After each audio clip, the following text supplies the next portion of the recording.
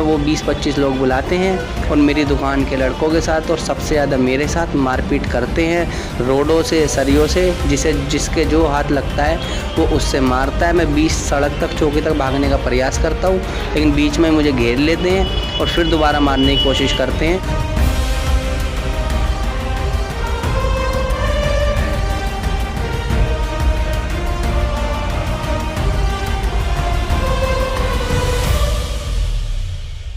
4 युवक एक होटल पर पहुंचते हैं और खाने का ऑर्डर देने के बाद जब होटल संचालक उनसे बिल मांगता है तो उसकी बेरहमी से पिटाई कर देते हैं।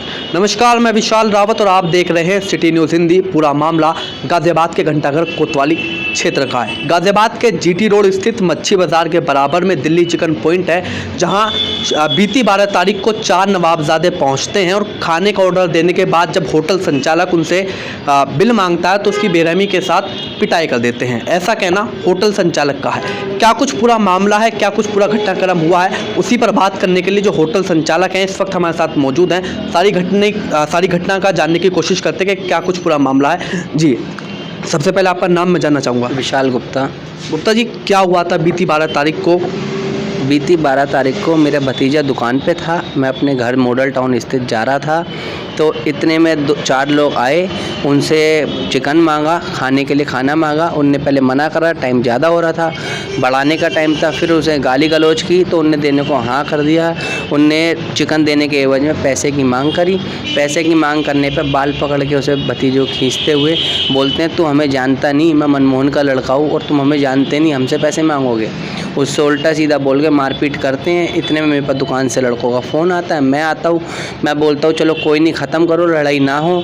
इतने में वो 20-25 लोग बुलाते हैं और मेरी दुकान के लड़कों के साथ और सबसे ज़्यादा मेरे साथ मारपीट करते हैं रोडों से, सरियों से। जिसके जो हाथ लगता है वो उससे मारता है। मैं 20 सड़क तक, चौकी तक भागने का प्रयास करता हूँ, लेकिन बीच में मुझे घेर लेते हैं और फिर दोबारा मारने की कोशिश करते हैं, जिसमें कि ट्रक वाला भी आ गया। ट्रक से मैं कुचलने से बचता हूँ और वो मेरे सर पे और हाथ पैरों में सरिये मारे जाते हैं। ये घटना देख घंटाघर चौकी इंचार्ज खुद भाग के आते हैं। उन्हें भागता हुआ देख सब भाग जाते हैं और घंटाघर चौकी इंचार्ज खुद बोलते हैं कि मैं नहीं आता तो तुझे जान से मार देते। मेरे हाथ में चांदी का एक कड़ा ब्रेसलेट था, मेरे ब्रेसलेट ले जाते हैं।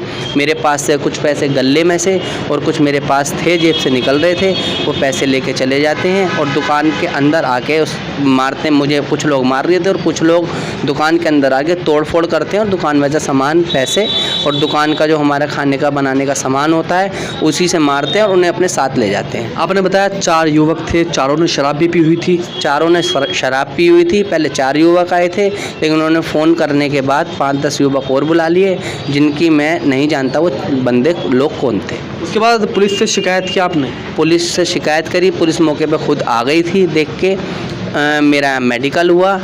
मेडिकल के बाद वो 2 लोग MMG में पकड़े गए, उन्हें बंद करा, लेकिन मेरे मन मुताबिक जो धाराएं लगनी थी वो उन पे नहीं लगाई गई। मेरे से लूट का प्रयास हुआ, लूट की धाराएं नहीं लगाई गई। मेरे साथ मारपीट करी बहुत ज़्यादा बेरहमी से, उसमें भी कोई धारा नहीं लगाई गई। पुलिस का कहना था कि नहीं, ये कुछ भी नहीं हुआ, छोटा सा विवाद है, हम 151 में ख़त्म कर देते हैं या छोटी मोटी धाराएँ लगा के ख़त्म कर देते हैं। जबकि उनका फैमिली बैकग्राउंड आपराधिक है, सब गैंगस्टर्स हैं, सब पे लूट के केस लग रहे हैं, सब पे मारपीट के केस लग रहे हैं। पूरे उनका आपराधिक इतिहास है। यानी कि जो घटना आपके साथ हुई है उसके आधार पर रिपोर्ट दर्ज नहीं कराएगी? नहीं, उसके आधार पर कोई रिपोर्ट दर्ज नहीं करी है। उसकी वजह क्या रही? आपने बताया तो होगा कि भाई मेरे साथ ये घटना हुई है, इस घटना के आधार पर आप रिपोर्ट दर्ज कीजिए। उनके फैमिली वाले कांग्रेसी हैं, मेरे को नहीं पता ऊपर से किसका प्रेशर डलवाया है, किसका नहीं। मेरे पास फ़ोन आते हैं, लोगों से करवाए जाते हैं कि ख़त्म कर वरना रंजिश बंधेगी, और मुझे नहीं पता थाने, चौकी, ऊपर तक किससे फ़ोन करवाया है। दबाव बनाया जा रहा है? यानी दबाव बनाया जा रहा है, लगातार दबाव बनाया जा रहा है। दुकान पे से सामने निकल के दबाव बनाया जा रहा है, फ़ोनों पर दबाव बनाया जा रहा है, लोगों से बोल के दबाव बनाया जा रहा है कि समझ जा, मान जा, वरना जैसे औरों के साथ होता है ऐसा तेरे साथ भी कर देगा। तो पुलिस के किसी बड़े अधिकारी से आपने इसकी शिकायत की? नहीं, मैं बड़े अधिकारी से खुद जाके अभी तक नहीं मिला हूँ। मैं बड़े अधिकारी से मिलने का प्रयास करूँगा। लगातार मैंने प्रयास करे लेकिन मैं नहीं मिल पाया, मेरा संपर्क नहीं हो पाया, लेकिन मैं उनसे प्रयास करूँगा और अपनी घटना उन्हें बताऊँगा। करीबन कितने रुपए का नुकसान आपका हो चुका है? जो आपने बताया कि ब्रेसलेट छीना, कुछ गले में पैसे भी थे, कितने रुपए का नुकसान आपका हो चुका है? मेरी जेब से 4-5 हज़ार रुपये नगद थे वो, और गले में थे 2-3 हज़ार रुपये वो, 7-8 हज़ार रुपये तो मेरे से नगद जो जेब से और गले से मेरा ब्रेसलेट था भाई, जो भी था 4-5-6 हज़ार रुपये का वो, और मेरी दुकान की तोड़ फोड़ करी है 20-25-30 हज़ार रुपये की, ये तोड़ फोड़ करी है मेरी। आपने बताया कि कुछ लोग प्रेशर बना रहे हैं, कौन लोग हैं जो प्रेशर बना रहे हैं? जब प्रेशर बनाने के बाद आपने पुलिस को इस बात की शिकायत दी? पुलिस को मैंने इस बात की शिकायत दी, लेकिन पुलिस इस बात को नहीं मान रही है। प्रेशर बनाने वाले लोग उनके घर के हैं, उनके भाई बंधु हैं, उनके भाई लगते हैं सारे घर के, और सारे कांग्रेसी राजनीतिक से संपर्क रखते हैं, तो राजनीतिक दबाव बनाया जा रहा है मुझ पर लगातार। तो कांग्रेस पार्टी का आपने जिक्र किया, कांग्रेस के किसी नेता से आपकी बात हुई? जिलाध्यक्ष से, महानगर अध्यक्ष से किसी की बात हुई आपकी? मेरी किसी से बात नहीं हुई, मेरे पास किसी का फ़ोन नहीं आया, लेकिन लगातार दबाव बनाया जा रहा है।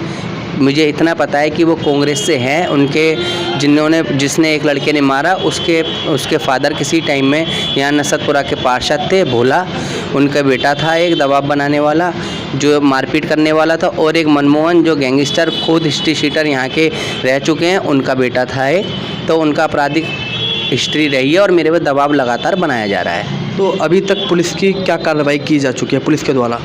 पुलिस ने सिर्फ एक लड़ाई झगड़े का, मारपीट का कार्रवाई करी है, और 2 लोगों को 4 धाराएं छोटी छोटी लगा के, कोई लूट की धारा नहीं लगाई, कोई कैसी धारा नहीं लगाई, जो मेरे साथ घटना हुई उसकी कोई धारा ना लगा के 2 लोगों को बंद करके उन्हें यहीं से जमानत दिलवा दी है, और बाकी 2 पे कोई दबिश नहीं लगी है और उन पर कोई दबाव नहीं बनाया जा रहा।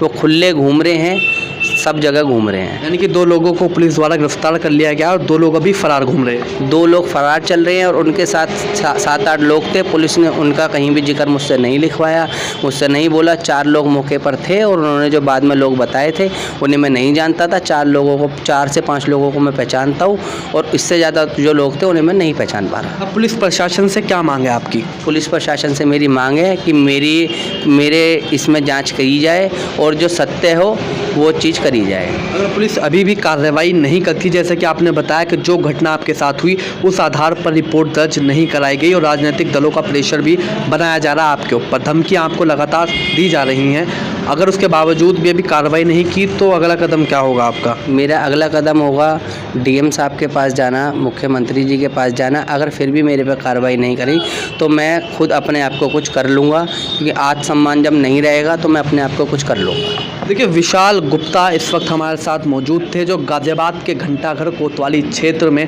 मंडी बाज़ार के बराबर में इनका होटल है, दिल्ली चिकन पॉइंट के नाम से।